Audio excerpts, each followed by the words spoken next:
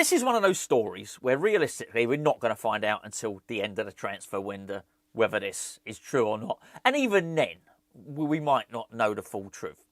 But the story goes that Graham Potter has told, David Sullivan, Karen Brady, that he doesn't want a striker. Now, immediately, that sets alarm bells ringing. But we don't know if it's true. And we won't know until the end of the window. So I'm not going to get overly worked up about it. But it is concerning for a number of reasons, which we'll get into now. Because, well, we need a striker, right? I think most would concede that we need a striker. And if that is the case, then you would have to say that the urgency has changed very, very much within 12 months, 6 months, whatever it is, because we were chasing a striker really, really hard when we were going for John Duran to such an extent that we were going to spend big money on this position. In the end, we got Niclas Füllkrug, and I'm hopeful he's going to have a good season. I like what I've seen in the limited number of times I've seen him play for West Ham, but almost as importantly, I like what I've heard from him, because I think he's outspoken, and I think he's a leader, and I think he's probably very good to have around the place, very, very good for morale.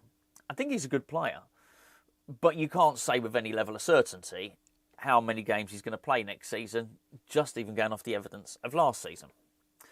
And I think the club knew that, which is why I guess in January we made that botched attempt to try and get John Duran again, and why we unsuccessfully tried to sign Jonathan David. So whether we were successful or unsuccessful, that really doesn't matter. We've been in the market for a striker. So if the news is now we are no longer in the market for a striker, that changes things quite drastically. And you have to ask the question, why?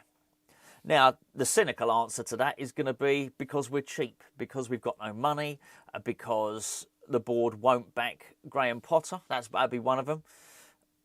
Maybe, just maybe, Graham Potter has decided he doesn't want another striker. Maybe he's prioritised midfield.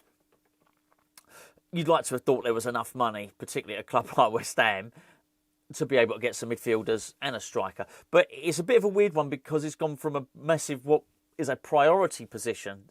And just go back to the end of last season, start of the window, when we were getting drip-fed information by the club, it was very much midfield and striker are your two priority positions.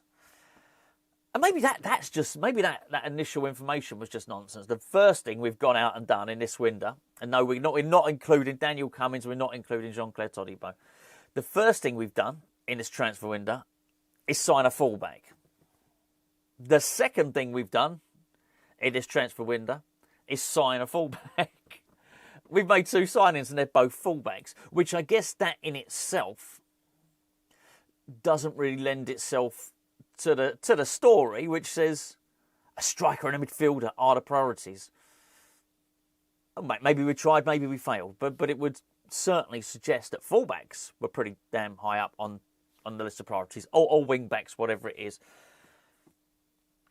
And I definitely believe that Graham Potter was behind the signing of Magic Diouf. I'm sorry, I've been told to say it differently. Diouf. Magic Diouf. I think it corrected on the Magic, funny enough, just the Diouf. Magic Diouf. Anyway. I think, reading between the lines, he's definitely given the go-ahead for Walker Peters to be signed. I quite like what he came across really well. I don't know if you've seen the Walker Peters interview, but he came across really, really well. He's definitely spoken to Graham Potter on a couple of occasions, and he's had the sales brochure. He's had the Graham Potter sales brochure of what West Ham are going to be next season and where he fits into the plans. And it's quite clear that Potter sees him as a part of the squad. So that's fine. But what about this striker? What about this midfield situation?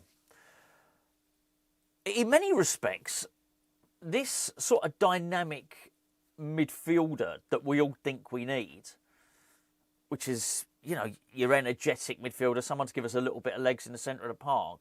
We haven't been linked with too many of those.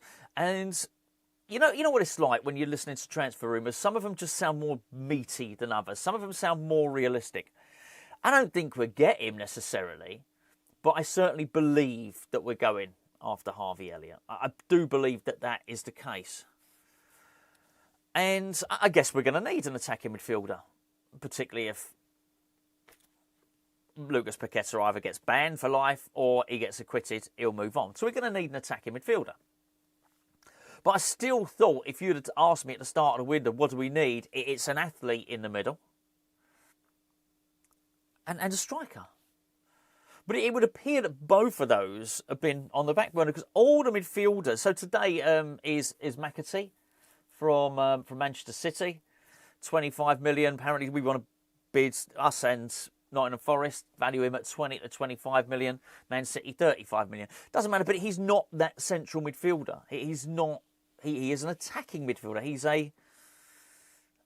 someone that plays the final ball. He's someone that can play as a number 10. I mean, we did Harvey Elliott play as a number 10 in the under-21s? No, he didn't. Towards the end, he was very much playing off the right-hand side, but you would imagine he has a skill set to play as a number 10. You'd certainly look at his passing range, how he's comfortable on the ball, goal-scoring ability. You'd certainly look at how he plays and think, well, that lends itself more to, an attacking midfield than it does a winger. So I just think a lot of the players that we are being linked with are that type. And it makes me wonder about the striker situation. So maybe he's decided to go with Füllkrug. And I think, as I mentioned, I think there's a risk in that because of his injury. But listen to the way Füllkrug is speaking. He's very much speaking like a leader, and I like that, by the way. I'd like to keep Füllkrug. Let me make that clear. I'd like to keep Füllkrug. I think he's going to be really, really important. But he's speaking like a leader. He's talking about how the manager is changing things in pre-season, making it very clear and very different what he's asking people to do on the ball and off the ball. That in itself is really interesting. It makes me wonder if last season he just tried to get through the season and thought, I'm not going to overburden and overwhelm these new players, this squad that I've inherited, with my instructions and my beliefs. We'll leave that until I've got a pre-season to work on it. And that would make a lot of sense, by the way. That would make a lot of sense. But very much Füllkrug is explaining that's the case. And the fact that he is explaining what the manager wants to do makes you feel that he's going to be involved. It would be weird otherwise, right? So he's going to lead the line. I'd imagine he will on a number of occasions. But what else is there? And it's something that actually Gio says last week, something like that. And I think it was on Mugger Tea. I think it was on our Patreon Mugger Tea. But Patreon, link in the description below for Patreon, by the way. You can go watch that Mugger Tea. You've got a 7-day free trial. Go and activate the 7-day free trial. Patreon.com/HammersChat. Go and watch that Mugger Tea. In fact, we did two. Mugger Tea 1, Mugger Tea 2. 2 mugs of tea. And Gio was saying that he felt Bowen would be used as a striker quite a lot in the coming season. Or would be used, whether it's quite a lot. I think he was reluctant to think that actually Bowen's always going to be playing on that right-hand side or in the position that we saw him play in the first half against Grasshopper. And then we've got Callum Marshall. Now, he's a really interesting one because he knows where the back of the net is. He has got. I mentioned it when I did the review after the friendly on Saturday. Wherever he plays throughout his career, he's going to score goals. You could just tell. He's just got it. He's got an eye for goal. He reminds me a little bit of Jermaine Defoe in that sense. And he just wants to shoot. He wants to score. He's got that knack of just being in the right place at the right time. And even if he's not in the right place at the right time, he's going to try and create a yard of space and get his shot off early. And I wouldn't, but he also looks, it's always hard on, the games and particularly when you're watching it was a sort of weird camera angle, wasn't it, for that game, for that friendly. But he looks like he's grown. Obviously, he did well at Huddersfield last year, and I wouldn't be surprised if he's gone in there and impressed. And then you start to wonder, well, maybe, just maybe, Potter's looking at this situation where he's thinking, well, hold on, Füllkrug's my number one guy. I've got Bowen there, and then I've got Marshall there as backup. I don't know. Maybe he loans Marshall out again. I don't know. We need to see a little bit more. But I certainly do wonder if Marshall's got the capacity, the opportunity, let's put it that way, in pre-season to play himself into contention. Got the summer series coming up. Then we're back home for at least, I think it's at least one game, isn't it, Olympique Lyonnais. He's got the opportunity to do that. He wasn't over the under-21s in Maidenhead or anything like that. He's there with the first team. It's hard to spin this into a positive if it's true that we're not going to get a striker. That's what I mean, not the Marshall thing. Because I quite liked when we linked to that Lucas Stassin. I had a look at him. I thought, oh yeah, he's good. He'd do well.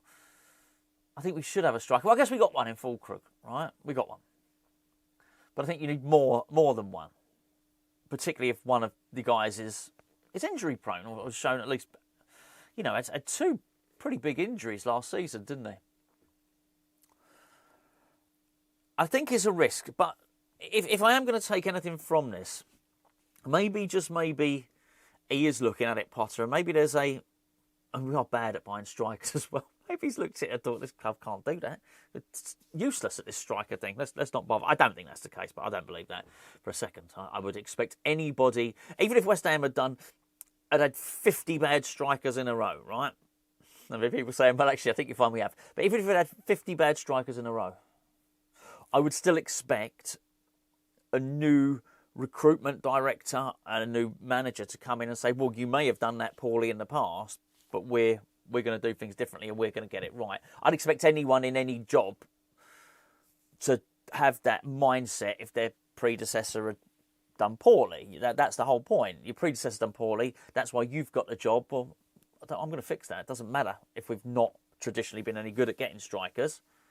I'm going to get it right. So I would expect that. But maybe, just maybe, he's got something in mind. And actually, the Harvey Elliott thing was going round in my mind and has been for a while. And here's why I didn't necessarily believe it. Do I think West Ham have the capacity? Well, hold on. Do I think we historically we've shown we can spend 40 million, right? We've done it on at least 2 occasions. And let's be fair, Felipe Anderson was pretty close, wasn't he? Whatever, 36.5 million, whatever it was. So, but we certainly have spent £40 million in the past. Done it with Max Kilman, certainly done it with Sebastian Haller, and we've done it with Lucas Paqueta. So can we spend 40 million? Historically, yes. Do we have 40 million now? Well, it would seem not. But there's probably ways of doing it. But my point is, we're not adverse to paying £40 million. But you look at the Harvey Elliott thing and you think, well, hold on, if we do that, we don't have a lot of money for anything else, do we? You would imagine. So why would they do that? Is he going to play Harvey Elliott as a number 10? I'm not sure often we'd be playing with a number 10. It's difficult to see. Certainly he's played off the right-hand side for England under-21s. And he was brilliant. Absolutely brilliant. When you start... And it makes more sense, though, if you hear that West Ham are not going to sign a striker. If you hear that, then you can certainly start to imagine a formation where Harvey Elliott almost plays right attacking midfield, not right on the touchline, because you'd have Wan-Bissaka going past him, but right attacking midfield, where maybe you might imagine Jarrod Bowen would be playing the majority of the season.